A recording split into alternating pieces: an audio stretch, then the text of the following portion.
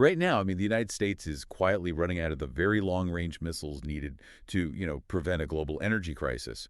But if you turn on the news in Ohio, the most vicious, headline-grabbing political battle of the day is, well, it's over a stuffed blue rabbit. Yeah, which is an incredibly jarring shift in scale, to put it mildly. It really is. And that massive disconnect is exactly what we are navigating today. So welcome to this deep dive. We're really thrilled you're here with us. Absolutely. Today, our mission is to look at a stack of news analysis from the August 6, 2026 edition of the Morning Six-Pack. Our goal is to cut right through all that noise, extract the absolute most important nuggets, and give you a shortcut to being thoroughly well-informed. Right, without feeling completely overwhelmed by the information fire hose. Exactly, which is an easy way to feel right now. Now, before we jump into the deep end, we do have a mandatory impartiality disclaimer. Today's sources contain politically charged topics touching on the Middle East, the Trump administration, and controversial public health figures. Right, some very heavy topics today. Very heavy. So we need to explicitly state, we are not endorsing any viewpoints or taking any sides today.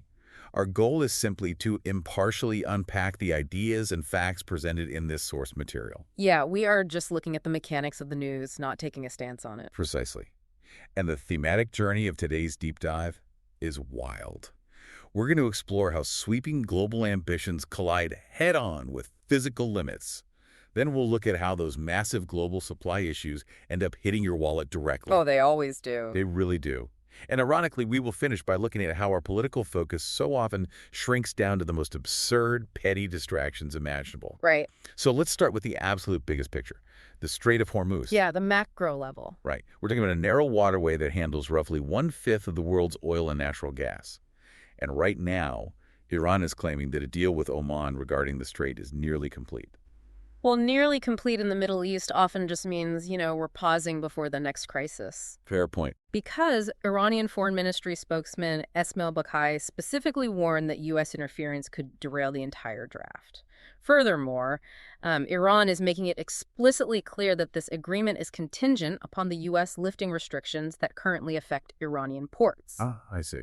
Right, so they are tying local maritime stability directly to global diplomatic leverage. They're essentially saying, you want the world's oil to flow without interruption, well, you have to lift our port restrictions. Wow.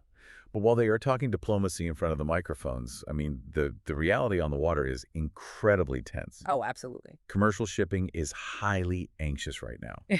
According to Lloyd's List Intelligence, at least 2 Greek-controlled vessels were recently struck in the strait. Right, actual strikes. Yeah, and other commercial ships have received direct warnings over their radios from groups claiming ties to Iran's Revolutionary Guard. Which creates this massive disconnect for anyone trying to navigate those waters. I mean, you have diplomatic assurances written on paper, but actual explosive strikes hitting holes in the water. Exactly. Traffic is still dramatically below pre-war levels. There's a great quote in the sources from maritime analyst Bridget Diakin. She points out that while traffic has improved slightly from recent lows, she says, this is one data point. It's not indicative that owners are more confident in the situation. Yeah, because if you own a massive multi-million-dollar commercial vessel carrying thousands of tons of cargo, one minor statistical improvement doesn't offset the catastrophic risk of a missile strike. No, not at all. And we have to remember, this waterway doesn't exist in a vacuum. The entire surrounding region is a geopolitical powder keg right now. It really is. The sources paint a very bleak picture of that volatility. We've got 2 Israeli soldiers killed in southern Lebanon. Which is the first since the June ceasefire, right? Right. The first Israeli combat deaths since that fragile ceasefire with Hezbollah. And that's happening while negotiators are literally meeting in Rome to discuss the truce. Wow. Yeah, and while Israel continues strikes in Lebanon, accusing Hezbollah of violating that very same agreement. Instability just stretches across the entire map, honestly. In the West Bank, Israel has taken the unusually rare step of charging settler Yinon Levi with reckless manslaughter for the 2025 killing of Palestinian activist Ada Hathaleen. Right. And over in Iraq, there's a September 30th deadline threatening legal action against armed militias that refuse to disarm. It's just everywhere. Yeah. And then in Sudan, the ongoing brutal war is now physically endangering the ancient Meroe pyramids, which, is one of Africa's most important archaeological treasures. Okay, let's unpack this. With all of this volatility, With a full fifth of the global energy supply directly threatened, why hasn't the U.S. intervened more heavily to stabilize the strait? It's a great question. It's like a politician promising to buy everyone at the bar a drink, but behind the scenes, their credit card is completely maxed out. If our missile stockpiles are as low as the reports suggest, doesn't that fundamentally alter our foreign policy reality, regardless of the tough rhetoric coming from the top? What's fascinating here is how the physical constraints of manufacturing are quietly dictating global strategy. Yeah. According to a Washington Post report, President Trump reportedly confronted Defense Secretary Pete Hegseth at Camp David over this exact issue. Wow, at Camp David. Yeah. The inventories of long-range missiles and air defense interceptors are just dangerously depleted right now. And this reported confrontation happened because Trump realized these dwindling stockpiles are actively limiting his military options against Iran. Right, you can't strike if you don't have the hardware. Exactly. In fact, these shortages are reportedly one of the primary reasons Trump backed away from launching another major strike on Iran. He stated earlier in the week that he had canceled what he called the biggest attack since World War II. That's incredible, and the numbers in the report are just staggering. Since the fighting began, the U.S. has fired hundreds of Tomahawk cruise missiles. We've fired more than 1,000 Patriot and Thaad interceptors. Which is a huge amount. It is. And we should probably define that for a second. THAAD stands for Terminal High Altitude Area Defense. There are these highly advanced systems designed to shoot down incoming ballistic missiles. Right. We have also exhausted much of our ATAS-CMS inventory. Those are the long-range tactical missile systems we've been relying on. And this isn't just an American problem, right? Yeah. These shortages are now directly affecting Ukraine's air defenses, too. Yeah, so the Pentagon is being forced into a position where they have to be highly selective about which incoming threats they even try to intercept. And the core issue here isn't just budget, it is time and physics. How so? Well, you cannot replace complex hardware like a Patriot interceptor with overnight shipping. We need to understand the mechanics here. These aren't just, explosives stuffed into a metal tube. They're essentially flying supercomputers.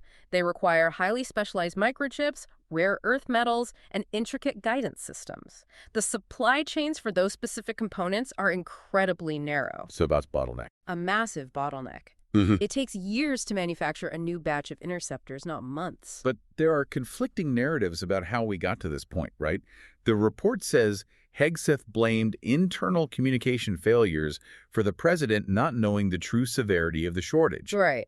But the White House is calling the entire account 100% fake news, and Pentagon officials are publicly denying any disagreement over the weapons posture. Yeah, yet simultaneously, the administration is actively asking Congress for tens of billions of dollars to begin rebuilding these exact inventories. Funny how that works. Right. So regardless of the internal politics or the public denials, the physical shortage is a very real structural problem. Which brings us to how this global logistical nightmare ends up in your living room. Because when ships have to divert around the Cape of Good Hope to avoid strikes in the Strait of Hormuz, or when maritime insurance rates absolutely skyrocket, global freight costs explode. Right. It all rolls downhill. Exactly. Companies are now explicitly blaming the Iran war for their high freight and energy expenses. And how do nations respond to trade imbalances and rising costs? Often with economic policies like tariffs. Which sets up an incredibly frustrating dynamic for the consumer. You see, the Supreme Court recently struck down many of President Trump's broad tariffs. Oh, well. Yeah, meaning the government is now legally required to refund that money. We are talking about a $166 billion tariff refund pool. This is a massive tectonic shift in capital. That is a staggering number, and the corporate payouts are colossal. Apple reportedly got an estimated $2.2 billion last quarter. Just Apple. Just Apple. Amazon collected about $600 million. Nike got roughly $300 million. I mean, those are just massive windfalls for corporate balance sheets. Yeah, but here's where it gets really interesting. Why on earth does federal law only allow customs brokers and importers to claim their refund? It was the consumer, meaning you, the person listening to this, who actually absorbed those higher prices at the checkout counter. Right. To understand that, we have to look at the mechanics of how tariffs are actually collected. When a shipping container full of electronics arrives at a U.S. port, the government doesn't bill the consumer. Right, they don't send you an invoice. Exactly. U.S. Customs and Border Protection requires the physical importer of record, usually a corporate customs broker, to write a check before those goods can enter the country. Okay, I follow. So the legal framework only recognizes the entity that physically wrote that check to the government at the port of entry. The law completely ignores the downstream economic reality of who actually bore the burden of that cost when the company raised its retail prices to protect its profit margins. And that downstream burden was incredibly heavy. The Tax Foundation estimates the tariffs cost the average household about $1,000 last year. That is real money, straight out of your pocket. Yeah, but because you don't possess a legal claim as the importer of record, you aren't getting a refund check in the mail. That is so frustrating. It is. Now, Amazon is offering some direct refunds, but only in very limited situations where they can computationally trace specific import charges directly to an individual buyer's transaction. But most retailers aren't even trying to do that, right? Mm-hmm. Places like Costco, Walmart, and BJ's are just offering vague public relations promises about lower future prices or future savings. Right, sure. They certainly aren't mailing you your $1,000 back. Right. And Apple says it's putting its $2.2 billion refund into U.S. manufacturing. Which, might have macroeconomic benefits for the country down the line, but it does absolutely nothing to make the individual consumer whole right now. Right. The brutal reality of this legal structure is that the bill reached you, the consumer, almost instantly in the form of higher retail prices. But the refund stopped at the executive suite. So we're talking about legal frameworks that completely fail the consumer, which is really just a symptom of a larger structural breakdown. Yeah. If the taxpayer is footing the bill for global shocks without seeing the refund, it really erodes public trust. And we are seeing that exact same institutional failure in public health right now. Let's look at the Centers for Disease Control and Prevention. Oh, boy. Yeah. We finally have a new CDC director. Dr. Erica Schwartz was confirmed by the Senate in a 51-44 vote. She is the third nominee for this position in just 18 months, replacing Susan Monterez, who was dismissed. And that level of turnover at the director level alone tells you an agency is in deep distress. But the internal turmoil is much more severe. How bad is it? Well, public health leaders say the CDC has lost roughly 3,000 employees to layoffs and mass resignations. 3,000? Yeah, 3,000. The sources cite deep systemic frustration with Health and Human Services Secretary Robert F. Kennedy Jr. Oh, okay. Specifically his departure from longstanding public health guidance regarding vaccines. I mean, I'm struggling to see how a hollowed-out CDC can even function right now. If they've lost 3,000 staff members, who is actually tracking outbreaks on the ground? That's the thing. They often aren't, and that's the danger. When 3,000 people leave a highly specialized agency, you aren't just losing bodies in cubicles. You are bleeding crucial institutional knowledge. Right. These aren't just paper pushers. Exactly. These are epidemic intelligence officers, data analysts, and virologists who understand the subtle early warning signs of an outbreak. Now, Dr. Schwartz does bring heavy credentials to try and right the ship. She holds both medical and law degrees and is a former deputy surgeon general. Okay, so she's qualified. Yes, though during confirmation, Senator Bill Cassidy heavily questioned her independence. However, he later stated their conversations gave him greater confidence in her ability to lead. Well, the stakes right now couldn't be higher. Viruses do not wait for bureaucratic stability. The CDC is currently confronting the worst measles resurgence in 3 decades, fueled by declining childhood vaccination rates. Wow. On top of that, there's an ongoing outbreak of Cephalospora, which is a parasite that causes severe intestinal illness, usually linked to contaminated produce. Dr. Georges Benjamin of the American Public Health Association summarized it perfectly. He said, with all the turmoil of the past 2 years, the CDC desperately needs stability, experienced leadership, and a steadfast commitment to science. So what does this all mean? If we connect this to the bigger picture, we see another federal agency struggling with a different flavor of the exact same problem. Right. The CDC is experiencing a crisis of policy and personnel. But over at the Department of Homeland Security, they are dealing with a severe crisis of transparency. Right. A federal judge, Judge Mam Uwusi Mensah Frimpong, just held DHS in contempt of court. This stems from Operation at Large, which was a series of immigration enforcement actions in Los Angeles last year. Yeah. The judge ruled that DHS failed to comply with court orders to search and produce text messages related to those operations. And critically, they're looking for text messages on the personal cell phones of federal agents. That's a huge distinction. Yeah. And the judge didn't just wag her finger. She ordered the department to pay a $500 per day penalty until they turn those messages over. And let's be clear about who actually pays that penalty. The taxpayer. You're currently paying $500 a day in contempt fines because government agents won't hand over their texts. And these aren't trivial texts about lunch plans either. These records are the focal point of a major lawsuit brought by the ACLU, Public Counsel, and other advocacy groups. What are they looking for? They are investigating whether federal agents improperly relied on racial profiling, specifically a person's perceived race, when making these immigration stops in Los Angeles. I do want to note that our source material includes an editor's note pointing out the Supreme Court actually ruled previously that the federal government can rely on race to apprehend people. Right. So the legal battle over what constitutes a violation is highly complex. But let me push back a bit on the texts themselves. If agents are in the field, moving fast, coordinating operations, and they just use their personal iPhones out of convenience, is this really a malicious orchestrated cover-up, or is it just the sloppy, practical reality of modern digital work? Well, it's a fair question about human intent versus malice. But legally and institutionally, the intent almost doesn't matter. Why not? Because this ruling sets a massive precedent. The line between personal convenience and federal record-keeping has completely collapsed.